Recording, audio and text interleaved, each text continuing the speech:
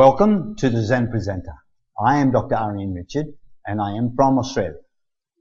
I'm presently located here in Malaysia, and I've been doing presentations for approximately 20 to 25 years, and I've had the pleasure of blowing some of the most important presentations of anyone's career. Yep, I've done it. I'm sure you have as well.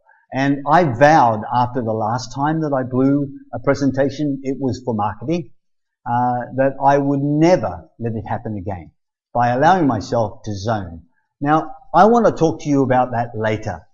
But right now, let's talk about the mind that matters, the Zen presenter. A presenter is someone who is crazy enough, okay, and we're all crazy, to stand in front of an audience and do something that we all wish we could, but are often far too scared to even attempt. And that is to give information, to sell a product, to market an idea, or to simply give a lecture in a school. Guess what? We can all do it. And is in actual fact a very simple process. Remember when I mentioned the zone earlier on? The zone is a place that your mind goes, that has millions of facts and some great pictures, and it feels warm and cuddly, very comfortable with a panoramic view that's coming through your eyes of the world. And that, my friend, is what it is to be a presenter. Alright? What I need to make sure that you understand as a presenter is that you don't work alone. Now, as someone who knows what it is that they are talking about, and because they know what they're talking about because they do their research. Now, research is a vital key in doing any presentation. If you stand in front of an audience and you don't know what you're talking about, you've made a big mistake. Why? Because in today's society, we have things that are called smartphones. Now, you know that. I know that, and I've been caught by them. And of course, Father Google. We know who Father Google is, of course. That's the place that participants have a tendency to flick over to when you say something, especially when you're giving, when you're quoting a fact or you're giving a statistical quotation. Now, a presenter is also somebody that feels confident, okay, in what it is that they're saying, because they see and say what the audience is visualizing and wants to hear, because it is relevant at that time.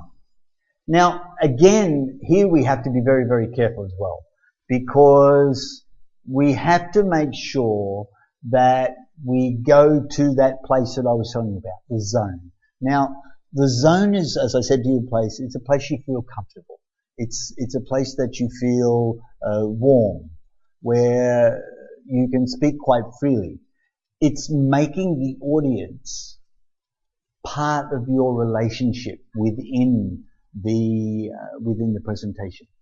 Now, it's vital. Now, I spoke to you in the introduction, I believe, about what I call the 35% rule. Okay. Now, it is believed by most presenters that 35% of the people that are watching your presentation will understand with great ease what it is that you're trying to say. For some reason or other, they grasp the nuance and the understanding of what it is that you're trying to present. Now, that's great. That's great for you, and it's of course, it's also very, very good for the audience at large. But it's only 35%. Now, there's another 35%. Now, that other 35% just needs a little bit of help. We're going to be talking later on about how to arrange the seating in your presentation. And it's obviously very, very difficult to know which people fit into which 35%. Now, that becomes part of your research. Okay, please understand that knowing what your audience do and who they are is vital to the presenter. so that you can comfortably go into that zone and talk to them like they're members of your family, like they're part of your group, and you've known them for a long, long time, even though you've never actually met them. Now, I also want to talk to you about what is a presentation. Now, presentations are built around things such as sales and marketing, academic, training, business, and of course, just simply making a speech. Now, a presentation is in fact a very good question, and asking what a presentation is a very good question. Now, many people through the age of computer, have attempted to create presentations on a lot of subjects. And in fact, Seth Goodman. Now, Seth Goodman, he was an American that stated that PowerPoint, and here comes a fact, so get out your Google phone, guys. He stated that PowerPoint could have been and should be the most powerfully written piece of software on the market to date, and that PowerPoint programs should be wide and varied.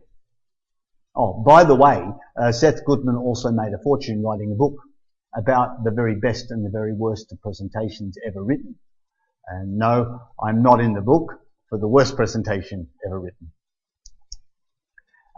It is the only piece of software that it is used professionally by sales teams, by marketing teams, by academic lecturers, as well as students, and of course teachers in primary schools, secondary schools, and of course I've even seen them used in kindergartens. I use it for training in business as well as speech giving, and I also use it to enhance some of the speeches that I make, like this is what I'm doing today.